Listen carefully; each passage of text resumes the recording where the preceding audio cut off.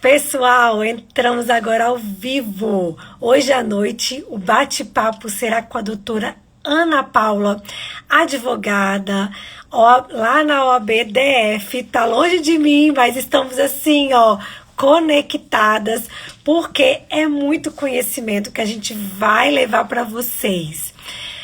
Tô vendo o pessoal entrando, Aline, Maria.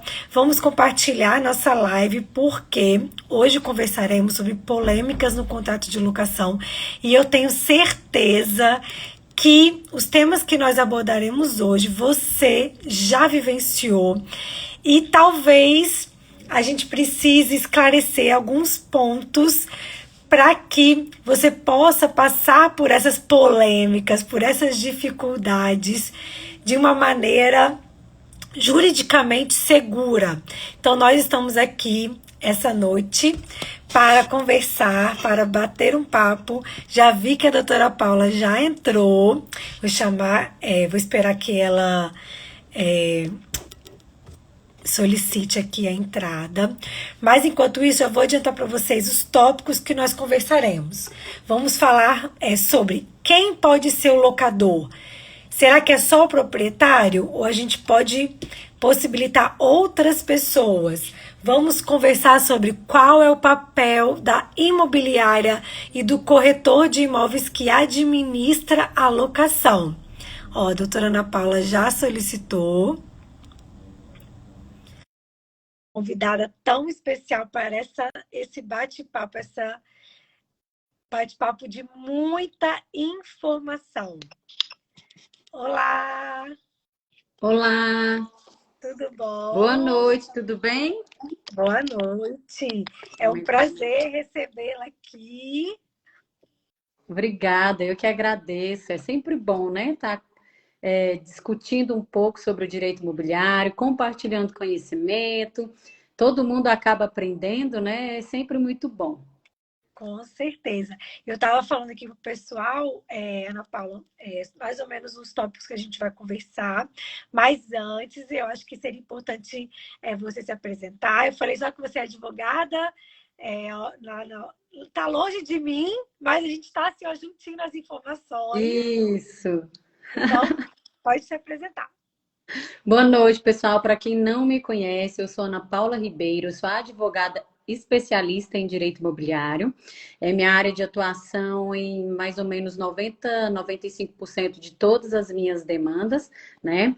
A minha pretensão é que eu acabe com as que não sejam da área do direito imobiliário e foque somente nas demandas do direito imobiliário, que é a área na qual eu escolhi para trabalhar durante essa minha jornada como advogada. Eu trabalhei em cartório de registro de imóveis, trabalhei em cartório de notas, né? Então eu pude ali aprender um pouco dessa parte extrajudicial, tanto da lavratura do título, quanto até o finalzinho, quando a gente adquire a propriedade, né? Que é com o registro. E hoje, né, eu vim aqui a convite da doutora da Vanessa, né? Ela A não gosta Vanessa, a convite da Vanessa para a gente discutir um pouquinho sobre as polêmicas no contrato de locação, né? Nós já fizemos uma live já sobre esse tema, né? E hoje nós vamos abordá-lo novamente, porém ressaltando alguns aspectos, né, que foram levantados pelos nossos seguidores, né? Que mandam as dúvidas para que a gente responda. Então, nós vamos abordar os temas mais que causam mais divergências, né? então, acho importante a gente falar que aqui o nosso Instagram, tanto o meu e eu acho que o da Ana Paula também, o nosso objetivo é estar sempre trazendo informação para vocês, informação com qualidade, porque a gente entende que o direito imobiliário é vamos dizer assim, um ramo do direito que não é estudado nas faculdades. Isso. Então, hoje em dia a gente vê muitas pessoas, às vezes, atuando, ou às vezes prestando uma assessoria, mas que não tem essa especialização. Então, a gente utiliza aqui as redes sociais para trazer esse conhecimento de qualidade para vocês, tanto para advogados que tem interesse em iniciar essa jornada no direito imobiliário, quanto também corretores de imóveis, né, Ana Paula? Acho que a gente tem a mesma linha, e aí por isso que o nosso bate-papo flui de forma tão tranquila, e eu tenho certeza que hoje a gente vai falar muita informação relevante, a gente vai desvendar, vamos dizer assim, as polêmicas e trazer Isso. solução para o pessoal que está assistindo a gente, não é isso? Isso aí, isso aí. Então vamos lá, mão na massa. Vamos lá. O primeiro tema que a gente separou para conversar com vocês é sobre quem pode ser o locador de imóveis. A gente sabe que o locador é aquela pessoa que exerce a posse do imóvel. Na locação, o que a gente vê sendo transmitido para o inquilino é somente a posse. Mas aí você pode chegar e falar assim, bom, Vanessa ou Ana Paula, eu sou proprietário, e só que eu gostaria que o contrato de locação ou até mesmo o contrato de administração para a imobiliária não seja feito no meu nome. Eu gostaria que fosse feito em nome do meu filho. Vamos tratar numa situação assim. Então, a gente tem o proprietário do imóvel, né, na matrícula ali registrado, mas ele não quer, ele gostaria que o contrato de locação fosse realizado em nome do filho ou de um terceiro. E aí, Ana Paula, é possível ou não é? O que você me diz? Então, vamos lá. Como você bem ressaltou, né, o contrato de locação ele se refere o quê? Aquela posse que aquele proprietário está exercendo sobre o imóvel. Então, não necessariamente o contrato tem que ser entabulado no nome do proprietário. Então, quem detém a posse, ele pode sim figurar como locador, né, nesse contrato de locação. Principalmente quando a gente está diante de situações específicas, né? Como essa que você falou. Às vezes a pessoa, o proprietário ali não quer, por fins de declaração de imposto de renda, né? Não quer fazer, entabular o contrato e colocar o nome dele no contrato como locador. Então ele opta por colocar o filho como locador. E aí isso é possível? É possível. Só que o que acontece? A gente se depara com várias situações, que, por exemplo, quem atua para imobiliárias, representando imobiliárias, elas têm que se resguardar, né? Então, como que a pessoa que está ali intermediando aquela locação, que está sendo responsável por administrar aqueles contratos de locação, como que ela se resguarda? Através de uma autorização ou através de uma declaração, né, que é feita, firmada pelo proprietário, autorizando, né, que aquele contrato de locação seja entabulado em nome do filho, por exemplo. Porém, a nossa própria lei, ela traz alguns casos específicos em que há a obrigatoriedade de formalização do contrato de locação no nome do proprietário. E isso se torna muito difícil entender, porque essas hipóteses elas estão separadas ali no meio da legislação. A gente sabe que a legislação ela não é uma lei muito extensa, mas só que quando os conhecimentos, os assuntos estão sobre aquele mesmo tema, estão disciplinados de forma esparsa, cada um em um canto, isso acaba dificultando muito a compreensão, né? E dificulta o estudo de quem está lendo a lei. Então, tem casos aqui dentro, eu tinha até marcado aqui, já até me perdi de novo o artigo, mas eu tenho anotado, por exemplo, a locação, quando a locação vai ser desfeita, no caso de realização de reparos urgentes, para requerer o despejo desse imóvel, precisa ser o proprietário que está na matrícula. Isso está no artigo 9º, inciso 4. Também tem a questão de pedir o imóvel, né, ingressar com a ação de despejo, solicitando o imóvel para fins de realização de obras exigidas pelo Estado. Nesse caso, também a própria lei já traz de forma expressa que há necessidade de que o contrato tenha sido entabulado pelo proprietário. Né? Então, a gente precisa conhecer a legislação. É possível? É. Porém, existem situações que a própria lei traz como impedimento. Então, a gente tem que estar atento a esses detalhes. A outra hipótese é aquela que o proprietário solicita um imóvel para uso próprio.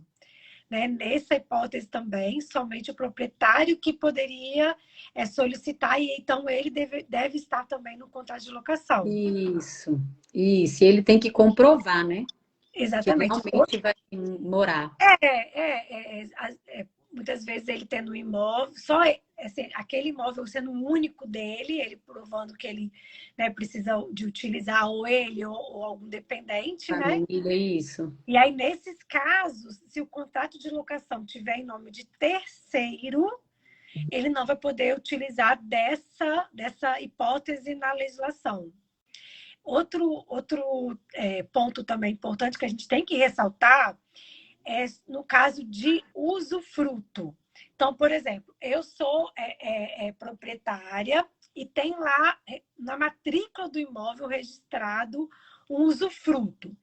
Quando existe vamos dizer assim, vou falar da forma menos jurídica possível, né? Quando existe o usufruto, aquela pessoa que é usufrutuária, ela vai poder gozar de todas do bem. Então, ela vai poder alugar, poder receber os frutos, né? Receber o aluguel sem qualquer complicação. Agora, então, nesse caso, o proprietário não é o locador é o usufrutuário, ok. Só que aí a gente tem assim, o inquilino ou a administradora que está administrando aquele bem, né? Ela verifica na matrícula,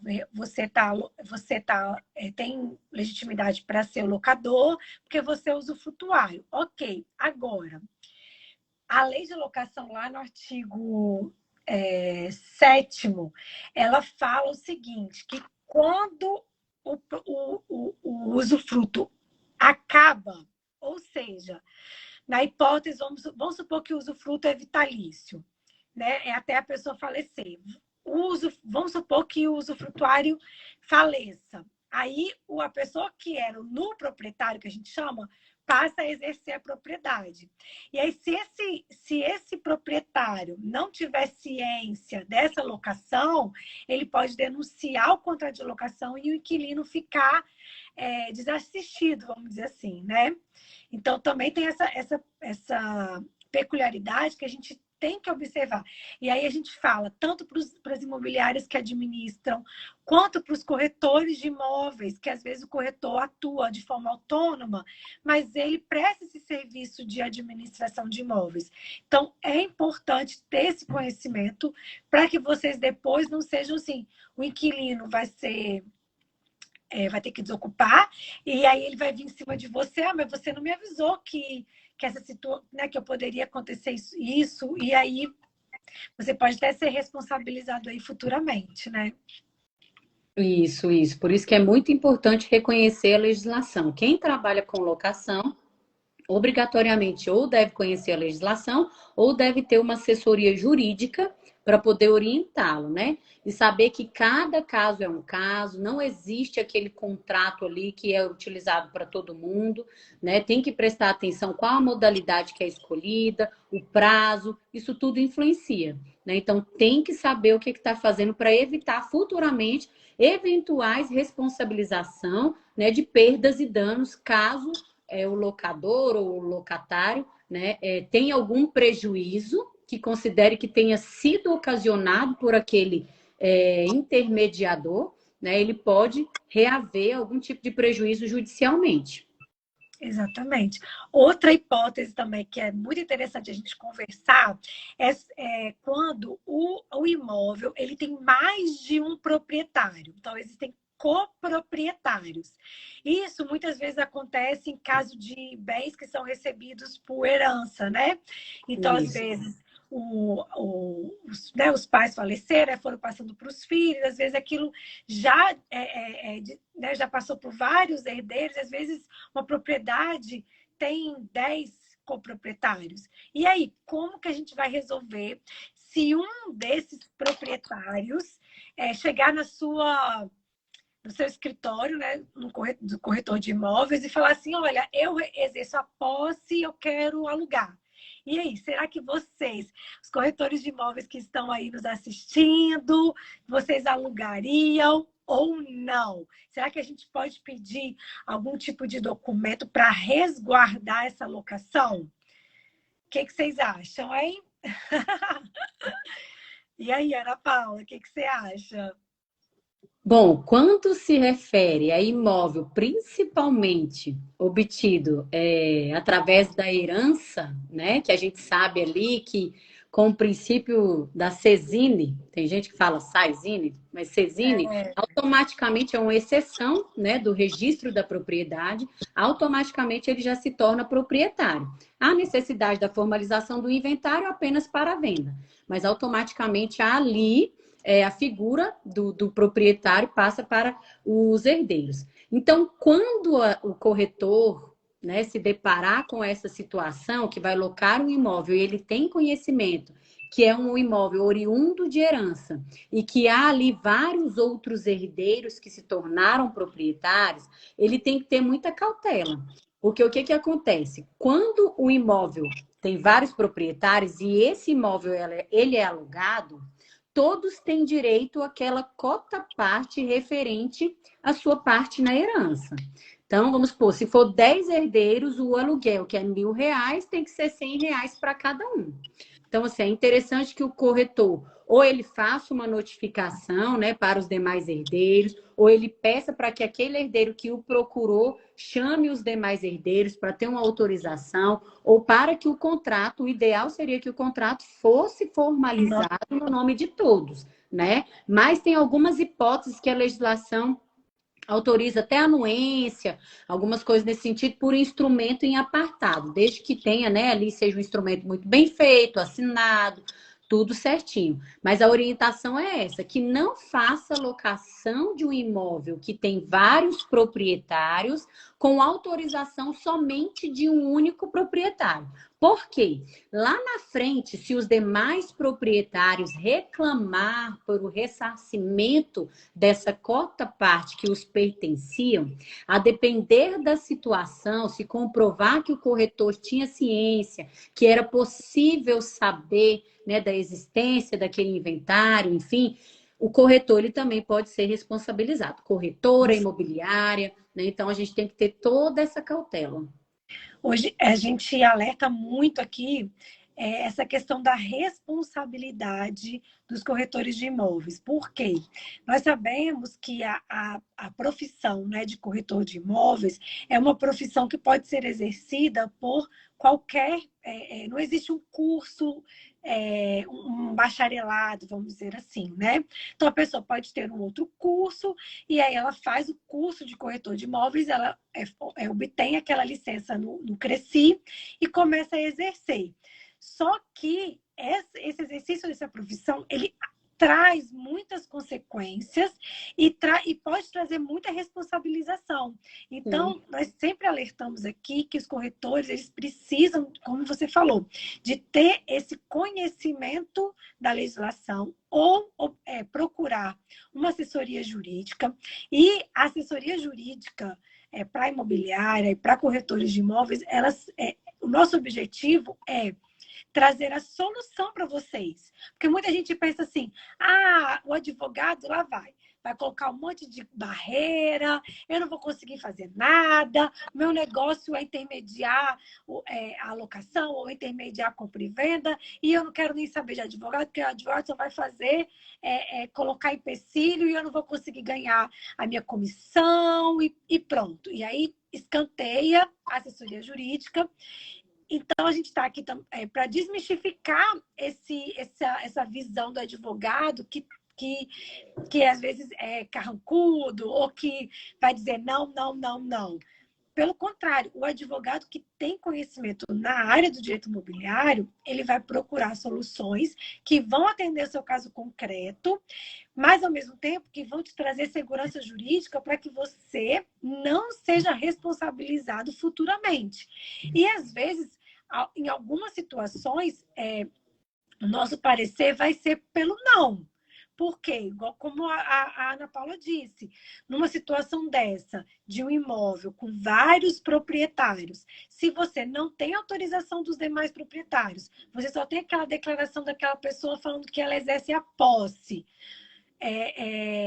mas você não tem a anuência dos demais, no futuro, caso você, tudo bem, vou aceitar essa declaração aqui que você exerce a posse, vou fazer a locação e pronto. No futuro, os outros herdeiros que não usufruíram daquele valor poderão ajuizar alguma demanda e aí responsabilizar você, corretor imobiliária, em razão de você ter o conhecimento e você, como profissional, tem o dever de agir conforme a legislação e você não fez. Então, o objetivo do advogado imobiliarista é buscar soluções e trazer segurança jurídica para que vocês possam atuar de forma mais adequada e conforme a lei. Isso Então, mesmo. assim, se alguém tiver alguma dúvida também sobre esse tópico, né? Quem pode ser locador, ou tiver algum caso concreto e quiser depois colocar aí para a gente conversar, a gente volta nesse assunto, mas acho que a gente já pode passar para o segundo tópico, porque senão a gente não vai conseguir terminar isso hoje, né, Ana Paula? Olha, aqui o segundo tópico que a gente colocou é qual o papel da imobiliária ou do corretor de imóveis que administra a locação. E aí eu queria fazer uma introduçãozinha, porque acho que essa fala, né, que eu tive agora, falando sobre essa questão do corretor de imóveis ou da imobiliária, de atuar com segurança jurídica, isso aí está também dentro desse segundo tópico que a gente está abordando, que é essa questão do papel. A administradora, né, ou a imobiliária que administra imóveis, ela vai representar o locador, ela vai representar o proprietário do imóvel naquela locação, mas ela tem o dever e ela tem responsabilidade de, muitas vezes, falar para o proprietário o que é responsabilidade dele perante, né, aquela propriedade. Muitas vezes ela vai ter que conversar com o inquilino para expor ao inquilino também as responsabilidades dele. Então, não é somente você falar assim, eu captei esse imóvel aqui, vou fazer o contrato de locação, faz o contrato de locação, vira as costas e fica todo mês ali recebendo 8%, 10% da administração. Muito pelo contrário. A imobiliária ou o corretor de imóveis que faz a administração tem total responsabilidade pela relação jurídica que se desenvolve da locação. Então, por exemplo, se você faz uma cobrança equivocada de boleto condominial, de alguma taxa condominial que não deveria ter sido paga pelo inquilino, mas sim pelo proprietário, você pode responder. Se você vamos supor, o inquilino ele tem o dever de comunicar qualquer dano, vamos supor, aconteceu um vazamento, alguma coisa, o inquilino comunica para a imobiliária, olha, o cano aqui estourou, ou está acontecendo um vazamento. Se a imobiliária não vai até o imóvel, não diligencia, ela pode ser responsabilizada. Então, a gente tem que tomar muito cuidado sobre essa atuação. Não é simplesmente você pegar, intermediar, ter lá o contrato de ADM, né, de administração com o proprietário, faz o contrato de locação com o inquilino, vira as costas e deixa aquele contrato ali rodando. Não é assim que funciona. Correto, Ana Paula? Concorda comigo? Correto, concordo. Eu penso que o corretor ele tem que entender muito bem, né, o papel dele como profissional. Né? Existe a lei específica, ele tem que saber as responsabilidades, as obrigações.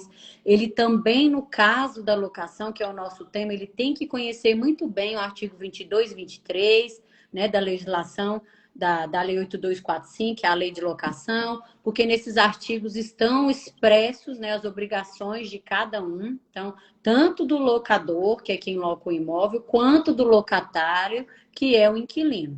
Então, é papel de todo profissional, nesse caso, principalmente do corretor ou da administradora, né, conhecer muito bem a obrigatoriedade, as responsabilidades de cada parte e o objetivo do serviço que ela está prestando e quais os cuidados que ela tem que ter com aquela prestação de serviço. Tudo isso está expresso na legislação, né, muito simples, é só pegar a legislação do corretor, né, é só pegar a legislação, aqui no caso que nós estamos falando da locação, ler a obrigatoriedade de cada um e sempre agir conforme a lei manda para evitar que futuramente, né, tenha que reparar algum eventual dano ocasionado a alguma parte que é ali cliente dele, né? Até porque um cliente ruim, ele faz propaganda e um monte de gente deixa de contratar, né? E lembrando assim, a relação que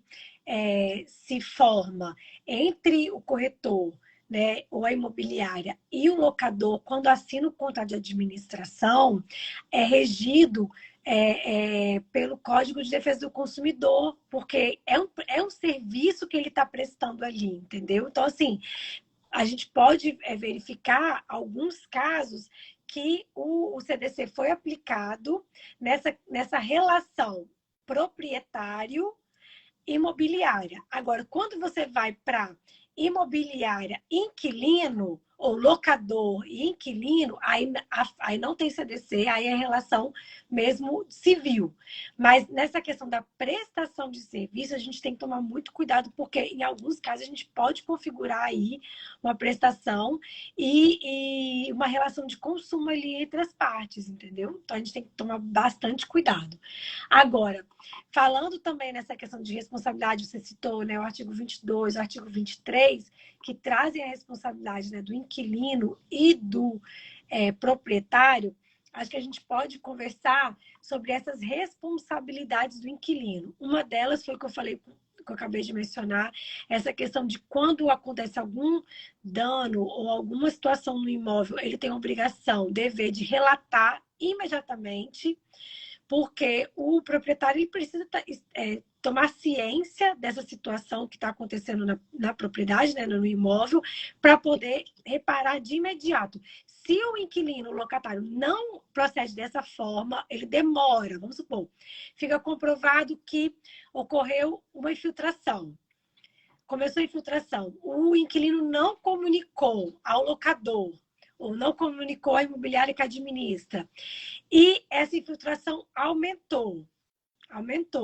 E aí o dano, consequentemente, aumentou. Se ficar comprovado que esse aumento decorreu da demora dessa comunicação, o inquilino vai ser responsabilizado. Então, até mesmo o papel também dos corretores, das imobiliárias que administram locação, é de informar ao inquilino essas obrigações dele, a responsabilidade dele, porque muitos inquilinos não sabem dos deveres que é inerente ao contrato de locação. Nem o inquilino e nem o locador, né? Tem locador que qualquer coisa também acha que é obrigação do locatário. Então, são vários, né, incisos aqui, não tem como a gente falar sobre cada um, mas é muito autoexplicativo, eu acho que vale a pena, né, todos que têm interesse em aprofundar um pouco mais sobre esse tema, fazer a leitura, né, do artigo 22 e do artigo 23, e sempre orientar, igual você falou. Por exemplo, uma obrigação aqui do locatário, que eu tenho quase certeza que poucas pessoas fazem, é o quê? Orientar o locatário que ele tem que cumprir integralmente a convenção de condomínio e o regulamento.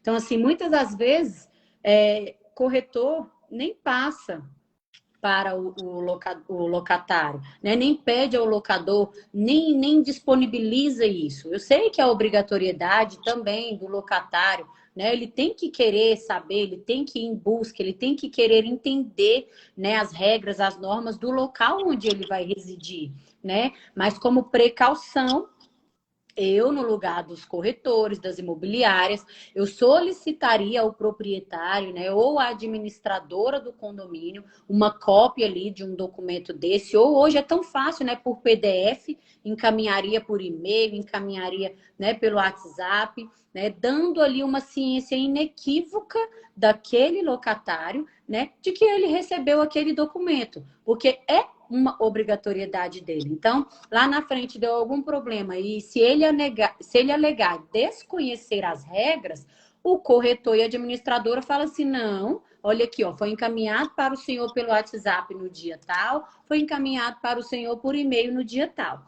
né? Ou então foi apresentado, se não for muito grande, uma cópia, né, junto ao seu contrato de locação, conforme cláusula tal. E no contrato de locação já coloca que juntamente com o contrato por hora assinado foi apresentado cópia, né, da convenção e do regimento interno do condomínio. Então tem várias formas, né, do corretor e da imobiliária se resguardar nesse sentido. Então, essa é uma das que eu achei bem bacana, que eu vejo pouco falar. Tem tantas outras, né, obrigações, né, Vanessa? Uhum. Não, muitas. Uma situação também que dá bastante polêmica é referente às despesas do condomínio, né? Sim. O, o inquilino, né, o locatário, ele é responsável pelas despesas ordinárias É. e o proprietário pelas despesas extraordinárias. E E, aí gera um pouco de confusão, porque tem vários condomínios que não tem administradora, né, do condomínio, e às vezes faz aquele boleto misturando o que é despesa ordinária, o que é isso, despesa não discrimina. extraordinária. Então, assim, quando tem administradora de condomínio, fica muito mais fácil, porque já tem toda aquela organização da contabilidade, já sabe o que é despesa ordinária, que aí já separa para o inquilino e despesa extraordinária vai para o proprietário. Agora, quando é tudo misturado, gente, realmente é uma situação bem complicada. Mas, assim, o inquilino ele pode buscar, né? Solicitar o síndico, nesses casos que não tem administrador, solicitar o Sim, síndico uma documentação, porque com certeza ele faz discriminando. uma discriminação das contas para meio que separar o que é ordinário e o que é extraordinário. E aí é importante ter essa documentação para que ele possa, no caso de eventual cobrança de despesa extraordinária, ele comunica ao locador que está sendo cobrado o boleto, mas na verdade a despesa é extraordinária, e aí passa para o proprietário efetuar o pagamento. Agora, essas despesas ordinárias é interessante também porque o inquilino, em regra, é muito difícil a gente ver um inquilino que participe de assembleia condominial e tudo mais.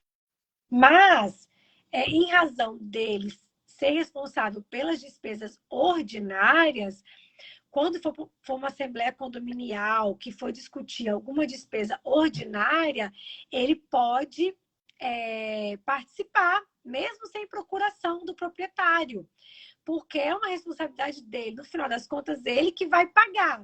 Então, ele teria essa possibilidade de participar. E lembrando assim, as despesas extraordinárias, elas também estão na legislação. Então, assim, fala assim, Vanessa, mas o que é esse negócio de extraordinária? Pelo amor de Deus, eu não vou saber nada do que é extraordinário do meu prédio. Gente, vai lá para a legislação.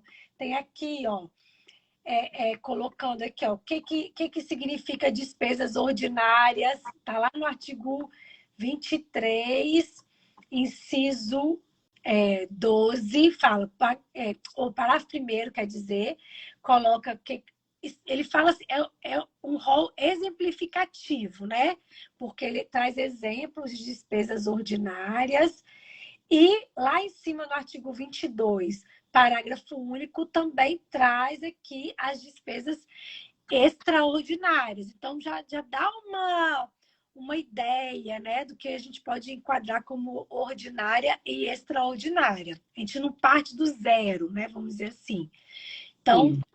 é importante a gente saber e o inquilino ficar atento, porque muitos contratos de locação, eles trazem a obrigação do inquilino, quando recebe o boleto de condomínio, ele já comunica, olha, esse mês aqui está vindo a cobrança de uma despesa extraordinária, e aí já pede o desconto do aluguel, ou ele paga o boleto, né? E depois no outro mês já vem o desconto. Mas o inquilino ele precisa ficar atento, porque ele tem que fazer essa comunicação, né? Ele tem que comunicar.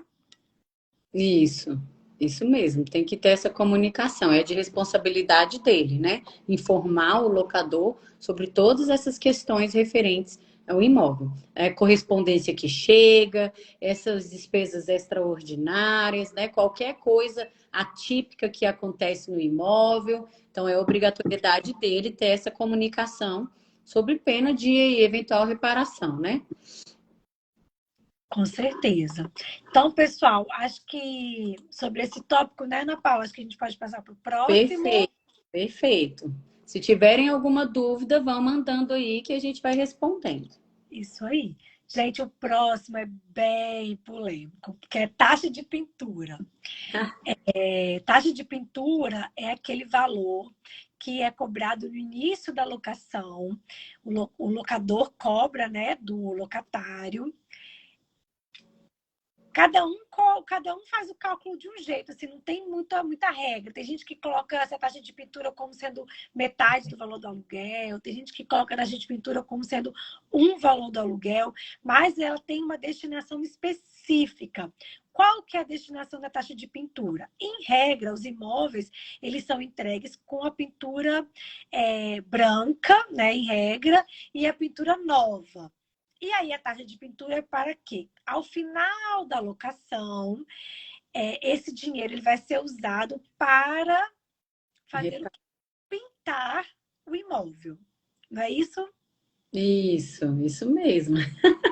E aí que entra o A problema, né? polêmica. Aí que entra a polêmica. Tem imobiliárias e tem locadores que aceitam, só colocam uma cláusula no contrato, né? Falando que no final da locação o imóvel tem que ser entregue com pintura nova, né?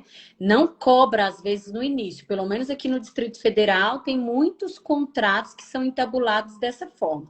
Não há essa cobrança dessa taxa de pintura no início, mas há obrigatoriedade de, ao final, efetuar o pagamento da taxa, ou então, ao final, entregar o imóvel pintado.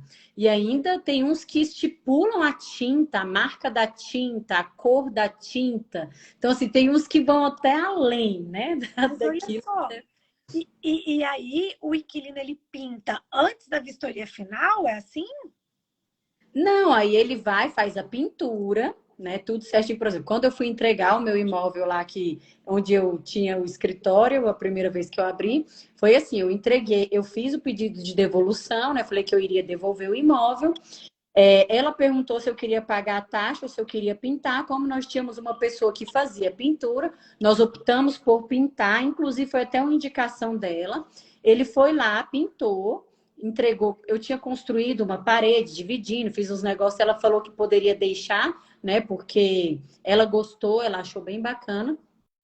Então eu fui, fiz, pedi para fazer a pintura, fez a pintura, ela fez a vistoria e aceitou, né? Que aí a gente entra em outro ponto polêmico, Mas, essa Ana questão da Paula, vistoria. você é especial, assim. Você nunca ia fazer uma pintura de qualquer jeito, né? Mas você imagina o inquilino, gente. Que eu fico imaginando. Imagina o inquilino fazer aquela pintura de qualquer jeito. Às vezes não contrata alguém que vai pintar de forma adequada. Aí até piora o negócio, como é que, tipo assim, tava só sujo. Mas aí você vai pintar, o negócio fica mal pintado. É complicado, né? Não, mas aí tem que ser o seguinte, a cláusula contratual, ela especifica que tem que ser uma pintura que realmente atenda à necessidade, que realmente fique bom, ou então a pintura que seja indicada pela própria imobiliária. Aqui nós temos as imobiliárias que já têm o pintor que é acostumado a prestar serviço. Então, nesse caso, eu contratei o pintor da imobiliária, porque ele cobrou mais barato do que a própria taxa da imobiliária. Então, eu contratei o pintor da imobiliária, ele pintou, passou pela vistoria e ficou tranquilo. Ó, a Lívia colocou assim: desocupa, pinta, faz a vistoria e devolve. Isso mesmo, em regra é assim: desocupa, pinta, faz a vistoria e devolve. Então, eu acho que essa questão da taxa de pintura é mais uma comodidade para o inquilino. Tipo assim, eu não quero ter dor de cabeça. Eu pago a taxa de pintura e quero já me desfazer desse imóvel, né? A pessoa tá rindo, tá? Não, Porque tem situações em que a imobiliária, da mesma forma como às vezes o inquilino, ele é oportunista ou o locador, tem situações aqui no DF que eles também são oportunistas. Então, acaba por estipular uma taxa de pintura muito acima do valor que o inquilino teria que gastar, tanto com a tinta quanto da mão de obra, entendeu? Porque assim, a pintura, ela tem que ser uma pintura boa, mas poxa, eu também não sou obrigada a pintar o imóvel e deixar muito melhor do que estava antes. Já peguei casos em que a tinta era super simples e no contrato de locação eles colocavam que tinha que ser uma tinta mega, ultra, super, entendeu? A tinta caríssima, branca, não sei o que, brilhosa. Então, assim, é surreal. E As será coisas que que as a gente... pessoas, vamos supor, nesse caso aí que você contratou, você teve que apresentar a nota fiscal da tinta para comprovar que aquela Não, tinta... não, eu entreguei, ficou bem bonitinho, a gente tirou foto, ela foi lá, vistoriou e recebeu normalmente. Porque a pessoa, reitero, era uma pessoa que prestava serviço para indicada pela isso, para a imobiliária. imobiliária. Né? O meu medo também era contratar qualquer um ir lá e fazer um serviço, eu ia gastar duas vezes, Duas né? vezes, Mas aí a com gente, certeza. infelizmente, se depara com essas situações. A questão da desonestidade, do oportunismo, né? Que não deveria acontecer, porque todo contrato ele tem que ser pautado pela boa-fé, né? De Com todas certeza. as partes. Então, assim, infelizmente, a gente se depara com essas situações. E aí, o profissional, ele tem que entender o mercado do local onde ele atua, né? Ele tem que entender ali as pessoas, né, daquela região, né? Aqui realmente é bem complicado. A gente tem que ser muito esperto, né? Não sei como funciona aí na sua região, mas aqui é assim, não cobra-se, alguns não se cobram no início, dão essa opção ao final. Eu acho importante a gente só ressaltar o seguinte, que a taxa de pintura, ela não é um valor obrigatório, vamos dizer assim. Se tem no seu contrato lá a taxa de pintura, você pode negociar esse valor com a imobiliária, mas aí a gente tem que ressaltar a responsabilidade é do inquilino. Então, assim, o inquilino pega o contrato de locação, vê a taxa de pintura, ele fala, isso aqui eu não quero pagar, porque não sei o quê, enfim, inventa lá, ou inventa ou realmente traz algum argumento relevante. Tudo bem, você corretor, você imobiliário, você não pode falar assim, não, pela lei você tem que pagar. Não, não existe essa obrigatoriedade. Só que você tem que deixar claro para ele o seguinte, olha, tudo bem, você não quer pagar a taxa de pintura, você não vai pagar. Agora, quando você for devolver esse imóvel, o imóvel tem que ser devolvido dessa forma, conforme o laudo de vistoria inicial, e aí a importância do laudo de vistoria inicial. Sim. Tem que chegar e falar assim: você vai devolver conforme o laudo de vistoria inicial. Se você não devolver, o aluguel vai continuar rodando, entendeu? Então, assim, notifiquei, tenho 30 dias para sair. Se você não finalizar todo esse processo de desocupação, você vai continuar sendo cobrado pelo aluguel, taxa de administração, condomínio, luz, enfim, tudo, né? Isso daí também tem uma divergência muito grande. Vamos Eu lá. já vi muitas jurisprudências, muitas decisões em que os juízes, não me recordo de qual tribunal, mas a gente pode se comprometer a fornecer posteriormente, caso você queira, entende que o fato do não pagamento da taxa de pintura, ele não significa que o contrato vai ficar de eterno, porque seria, assim, algo surreal, seria uma penalidade Que é aquela, excessiva que é ao aquela questão locatário.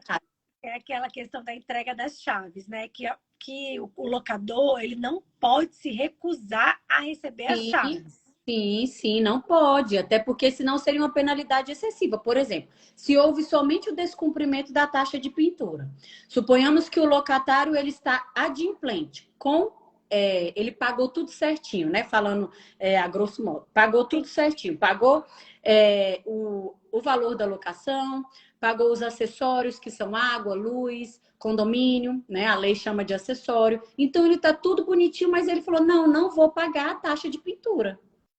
E aí o locador, ele não pode se recusar a receber o imóvel. Por quê? A legislação, ela fornece a ele mecanismos, Para né, cobrar. para que ele possa cobrar e requerer o cumprimento daquela taxa de pintura. E aí a gente entra em outra questão, beleza? Eu quero cobrar a taxa de pintura, mas qual o documento que eu tenho que vai me resguardar, né, comprovando que eu entreguei o imóvel em perfeitas condições e o locatário agora está me entregando o imóvel totalmente deteriorado. Então, Planificado. assim, a gente ainda tem todos esses detalhes que a gente tem que observar. Então, aí a gente entra a questão do laudo de vistoria, da importância do laudo de vistoria para atestar, né, que aquele imóvel foi entregue em perfeitas condições e que a devolução, né, aí o laudo de devolução também serve para comparar essas informações e demonstrar que o locador está sendo lesado. Perfeito, perfeito. E aí a gente entra na advocacia extrajudicial. Por quê? A gente tem essa documentação, laudo de vistoria inicial, laudo de vistoria Sim. final. Só que nessas hipóteses que há essa divergência, né? O inquilino quer devolver a chave porque ele acha que ele não tem que pintar, enfim. Você pode fazer o quê? Uma ata notarial, então você chama o tabelião, e aí tem que ser o tabelião de notas daquela região. Você chama o tabelião de notas, ele vai ao imóvel e ele vai ali lavrar uma ata notarial descrevendo exatamente como que está aquele imóvel. Por que a gente orienta dessa forma? O laudo de vistoria final, obviamente você, quando vai confeccioná-lo, você vai notificar o inquilino do horário que vai ser feito aquele laudo de vistoria. Se for o contrato garantido por fiança, você vai notificar também os fiadores para que eles possam comparecer naquele ato, vamos dizer assim, na confecção do laudo de vistoria final. Só que pode acontecer do inquilino não ir e o fiador também não ir, e aí vai ser um documento produzido unilateralmente pelo proprietário. Então, os juízes, eles podem entender que aquilo ali é tendencioso, vamos dizer assim, não é feito por alguém imparcial. E aí, o tabelião, por ele ter fé pública, ele vai ali naquele imóvel e ele vai fazer uma descrição. Muitos tabeliães tiram fotos, não só fazem a ata notarial escrita, né? Colocam fotos ali. E esse documento vai ser importantíssimo para a sua ação judicial, né? Caso você tenha que ingressar para fazer essa cobrança desses danos ou simplesmente da pintura que o inquilino deixou de fazer, né? E aí o extrajudicial vai solucionar essa produção de prova, como se fosse uma produção de prova antecipada, né? Sim, sim. Muitas das vezes as pessoas nem utilizam, né? Porque às vezes, dependendo do tamanho do imóvel, igual no meu caso, foi uma sala pequena. Às vezes nem compensa, né? O custo que vai ter com a ata notarial. Então, Eu as sabia que a ata pessoas nem notarial não, fazem. aqui, pelo menos não é cara o valor da. É porque a última vez que eu perguntei era uma ata notarial para questão de imóvel que já estava desocupado. Tipo assim, o imóvel estava abandonado e a gente ia fazer uma ata notarial para constatar esse abandono. Salvo engano, girava em torno de 200 e poucos reais, entendeu? Então, assim, não é Entendi. exorbitante. Tem que verificar conforme o provimento de cada estado, né? Sim, de cada estado, Estabelecimento ali exatamente. dos emolumentos do cartório, né? E muitas das vezes as pessoas acabam desistindo por conta do valor. Às vezes é quase o mesmo valor que faria uma pintura, né? Eu acho que não deveria desistir porque seria injusto, é injusto, né? Mas enfim, cada um Olha, escolhe o seu eu, jeito, né? eu já tive cliente que contratou o tabelião para a data notarial de assembleia condominial. E foi nesse valor também, R$ 250, algo nesse O sentido, que entendeu? costuma ser muito caro é quando você vai atestar alguma dívida que tem ali o montante do negócio, pelo menos aqui no DF.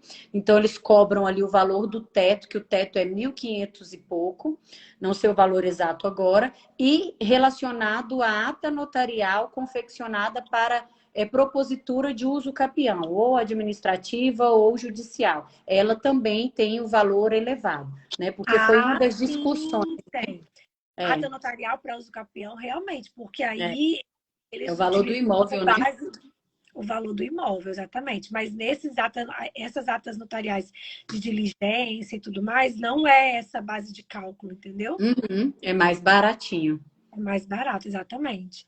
Então, gente, taxa de pintura é polêmica, mas como a gente colocou aqui, né? Você ter assessoria jurídica vai te dar segurança para, naquele caso concreto, ver qual é a melhor solução e vai te dar toda a segurança para você poder orientar tanto o inquilino quanto o locador, que, né, o proprietário do imóvel. Isso. A Lívia Também aí. perguntou, só um pouquinho, Vanessa. A Lívia perguntou qual o valor da ata notarial. Isso vai depender muito do seu estado e do tipo de fato que você quer atestar. É igual nós falamos, se for um fato para uso capião, ele tem um valor mais elevado. Se for um fato de atestar, por exemplo, a desocupação, né? Esse tipo de diligência, a questão de pintura, isso vai depender lá, o tabelião ele vai te fornecer, conforme a tabela do seu estado, o valor que você vai ter que gastar. Lembrando que, nesses casos, você deve buscar um tabelionato de notas daquela região, entendeu?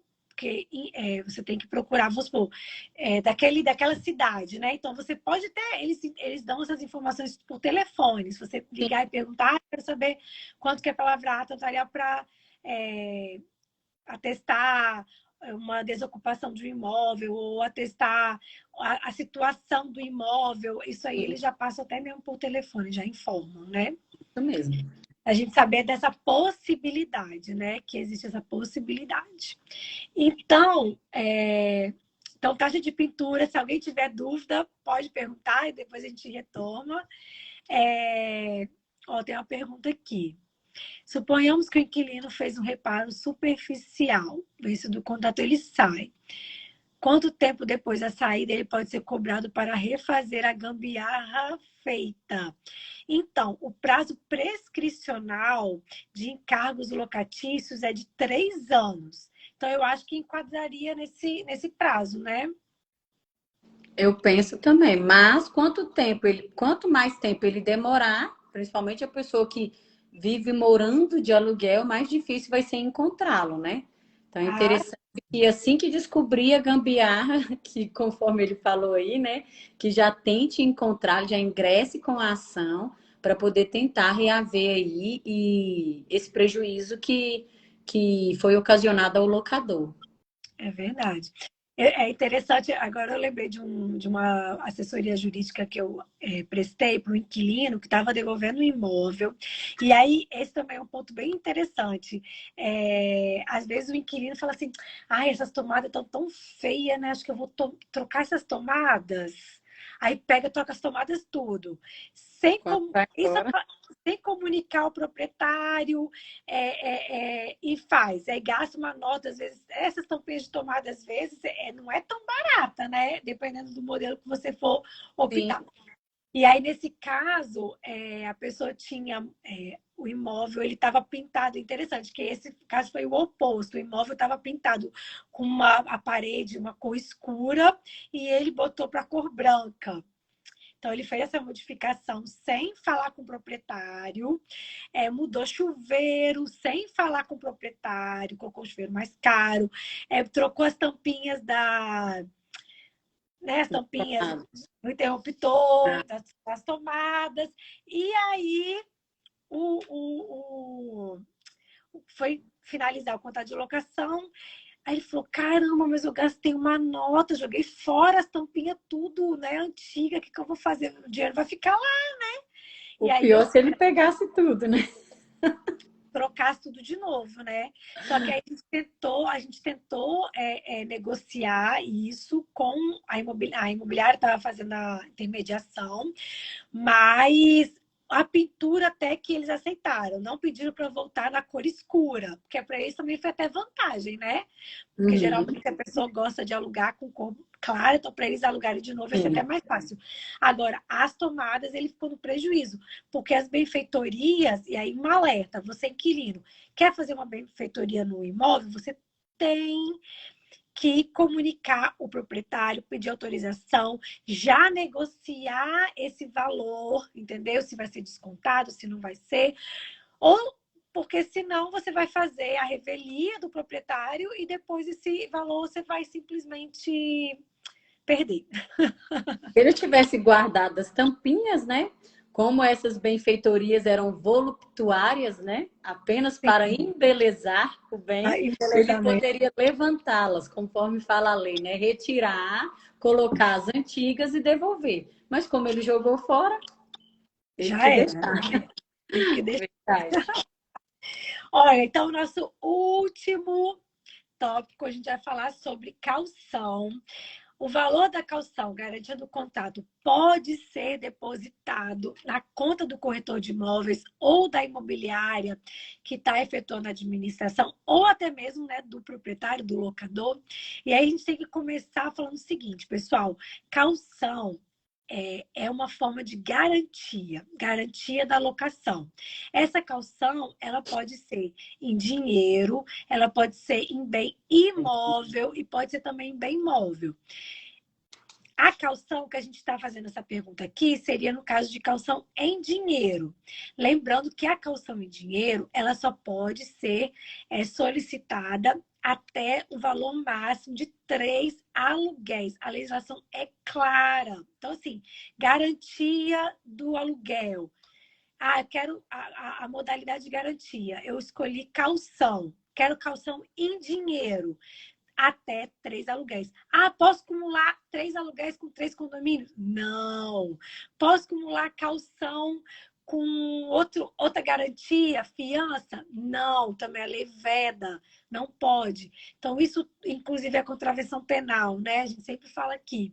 Então, você tem que ter ciência. Então, calção é garantia, não pode ultrapassar 3 aluguéis se for em dinheiro, e pode ser calção de bem imóvel, inclusive de terceiros. Não precisa ser um bem imóvel seu, entendeu? Você pode dar uma calção de um bem imóvel de terceiros. Então, acho que esse esclarecimento inicial a gente tem que deixar bem fixado, vamos dizer assim, né? E aí vem a questão, Ana Paula, calção. Então tá bom, vamos escolher calção em dinheiro. Aonde eu vou depositar esse dinheiro? E aí, como que funciona aí no DF? Bom, aqui é aplicado conforme é feito. Bom, tem que ser aplicado conforme é feito na legislação, mas na prática, Na prática, a gente quer a prática. na prática, muitos corretores que vêm até mim, o que que eles fazem? Deixam depositar diretamente na conta dele, ou do proprietário, ou na conta da imobiliária. Aí isso vai depender como eles formalizaram junto ao proprietário. Mas a lei não fala isso, né? O que que acontece? A caução, ela é o quê? Ela é uma forma de garantia, conforme você falou. Para que existe essa forma de garantia? Exatamente para tentar evitar eventuais prejuízos que o locatário pode ocasionar ao locador. Então, quais são esses prejuízos? Inadimplemento, né? Deixou de pagar os valores devidos da locação, né? Deixou de pagar o valor dos acessórios, que são água, luz, condomínio, né? IPTU.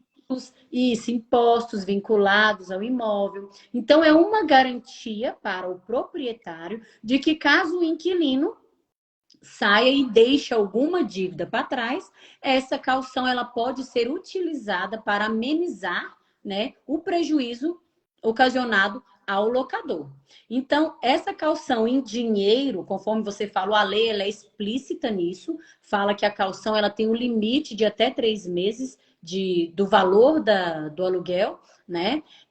E ela tem que ser depositada em um local específico. Eu já posso falar o local? Então, acho que é muito interessante porque a gente tem que alertar. Como você falou, na prática, os corretores recebem esse dinheiro e colocam na conta pessoal, entendeu? Ou da imobiliária.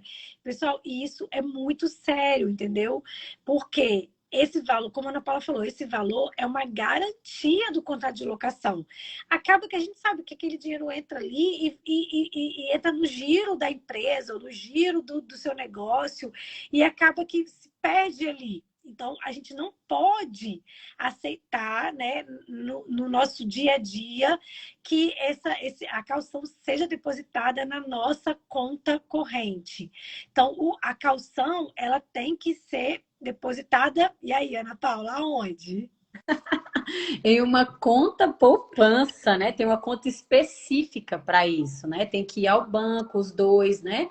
Locador e locatário, fazer a abertura dessa conta. Agora me diga, quem é que faz isso, né? Aqui a Pouquíssimas gente pessoas. faz, aqui a gente faz. Aqui pouquíssimas pessoas. Por quê? O objetivo desse depósito é que esse dinheiro, ele não vai ficar ali parado, porque dinheiro parado ele também ocasiona prejuízo à pessoa que fez o depósito, não é? Então, qual o objetivo que o legislador teve em exigir uma conta específica? Porque esse valor, pelo menos, ele vai sendo atualizado, né? Vai correndo alguma atualização e isso. E o prejuízo cada vez mais vai sendo reduzido. E até porque no final da locação, a obrigação é de devolver esse valor. Vamos supor que a locação Tudo finalize perfeita. Você tem que devolver esse valor todo corrigido. corrigido, Então, se corrigido. você deixar na sua conta corrente, esse valor não vai ser corrigido, mas no final o inquilino vai querer o valor corrigido e aí você que vai ter que tirar do seu bolso para pagar. É isso que vai acontecer. Verdade. Agora, interessante, tem duas perguntas. A questão da Lívia é bem interessante. E se o calção não for suficiente para cobrir o prejuízo? E aí a gente entra num tema muito interessante, que é o seguinte. Vamos supor que o contrato está sendo garantido por calção. E a calção é de 3 aluguéis. E aquele valor está lá depositado. E aí o inquilino simplesmente para de pagar o aluguel. Parou de pagar, vamos supor que o valor parou de pagar um mês, aí a calção cobre. Parou de pagar o segundo mês, a calção cobre. Parou de pagar o terceiro mês, e aí não paga também luz ou água, alguma coisa assim, que extrapola o valor da calção. Aí, nesse caso, o contrato, ele deixa a garantia, ela cai. E aí você pode utilizar a previsão da legislação para contratos sem garantia. Então, isso é muito importante e as pessoas não sabem. Acham que, não, tem o custo depositado, apesar de ele estar devendo mais, mas eu não posso utilizar das benesses do contrato sem garantia porque tem garantia. Não. Nesse caso, a garantia cai e aí você pode utilizar os benefícios de um contrato sem garantia, apesar de ter a caução. Isso. E qual seria o principal objetivo disso, benefício disso? Seria o quê? Ingressar com a ação de despejo, né? E solicitar ali a liminar. Porque a nossa legislação, ela fala que o contrato que não tem garantia nenhuma, você pode ali solicitar a liminar para desocupação em 15 dias. Então, a caução ali, ela foi sendo utilizada no decorrer do contrato. Chegou ao final do contrato, ao final da caução, que garantiu, o contrato passou a ser desprovido de garantia, você já ingressa com a ação de despejo, com pedido de liminar, para poder retirar aquele inquilino, né? E havendo ainda um resquício dessa dívida, você já pode acumular com cobrança, né? Aí vai depender da situação. Exatamente. Isso, execução, você pode executar e vai depender da análise do profissional que for resolver essa situação para você. Exatamente. A segunda pergunta que tem aqui sobre calção também é muito interessante. A calção fica congelada ou vai rendendo? Então, a gente já sabe que a nossa orientação é que ela fique numa conta poupança conjunta, então ela vai render ali o rendimento da poupança e vai sendo corrigida. Se o contrato for longo e ele ficar defasado, e aí a gente tem outro tema importantíssimo, que é o seguinte, vamos supor, o contrato inicia e o valor do aluguel é X, vamos colocar. Aí a caução é 3X. Só que aí o contrato foi passando e o contrato foi reajustado. Agora o contrato não é mais X, é XX, vamos supor, tá? Nesses casos, você deve solicitar uma complementação do valor da caução. Porque houve um reajuste do aluguel. Então, o aluguel antes era 1.000, passou a ser 2.000. Então, aquela calção que foi prestada lá de 3 aluguéis de 3.000 já não corresponde mais aos 3 aluguéis do início. Então, você deve solicitar o quê? Complementação. A complementação do depósito que foi feito. Vocês estão me escutando? Falou que sumiu. Tá Perfeito. normal meu áudio? Tá. Normal. Então tá. Então, esse também é outro tópico que muitas pessoas desconhecem, e aí, às vezes, faz o reajuste de aluguel e deixa lá o calção defasado. É verdade. Para você ver como a própria legislação nos traz ferramentas para poder trabalhar, né? Então, nós precisamos conhecer a legislação para conhecer os caminhos que a gente vai seguir, né? Igual nessa situação em que o contrato tinha garantia de calção e essa calção deixou de existir, tendo em vista tanto o inadimplemento que o locatário deixou. Então, deixa-se, né? Olha que importância, deixa-se ser considerado um contrato com garantia, passa a ser um contrato desprovido de garantia e automaticamente você já pode se utilizar ali da medida liminar, que ela só é possível nesses casos específicos da legislação. Exatamente. E se houver o reajuste do aluguel, você pede a complementação. Então, pessoal, que administra imóveis, né, corretores, que estão buscando esse mercado, é importante vocês terem esse conhecimento e buscar uma assessoria jurídica, no caso, para que vocês imaginam a situação que você está administrando um imóvel, você não tem esse conhecimento, você vai trazer prejuízo para o seu proprietário, porque aquela calção não vai não vai representar o benefício, não vai, tipo assim, não vai conseguir cobrir os débitos, você não vai ter informado ele dessa possibilidade de ação, da ajustamento da ação de despejo com a liminar. Então, olha o prejuízo que você pode causar. Então, o Zé Carlos aqui está perguntando, pode pedir reajuste? Pode. Principalmente quando acontece, como eu falei, se o contrato for reajustado, você deve pedir a complementação da calção, sob pena do contrato também ficar sem garantia, né? Uhum. A calção ela tem que acompanhar o negócio, né? Foi havendo ali reajustes, foi havendo ali aumento, né, dos valores cobrados a título de locação, né? A depender do tipo de contrato ali, o prazo, ela tem que haver essa complementação, igual você falou, para que se adeque à legislação. Exatamente. Assessoria jurídica é fundamental. É Pessoal, eu acho que a gente conseguiu, né, Ana Paula, cumprir todos os tópicos que a gente já tinha separado para conversar com vocês hoje. Acho que a gente desvendou vários mistérios, várias polêmicas, trouxemos bastante informação para vocês. Então, a gente podia já ir para o encerramento, né, Ana Paula? Você quiser falar alguma coisa agora no final, para agradecer o pessoal, todo mundo que ficou com a gente até agora. Eu vi aqui umas pessoas conhecidas, Nara, aquela corretora que eu comentei com você mais cedo, é uma querida, maravilhosa parceira, o Vitor, que está sempre presente nas minhas lives, Elza, vi umas pessoas entrando aqui que estão sempre presentes nas lives acompanhando, né? Então, considerando que aparentemente não temos mais pergunta, eu quero agradecer a Vanessa, né, pelo convite. A Carla também, a Carla sempre está acompanhando. Obrigada, Carla.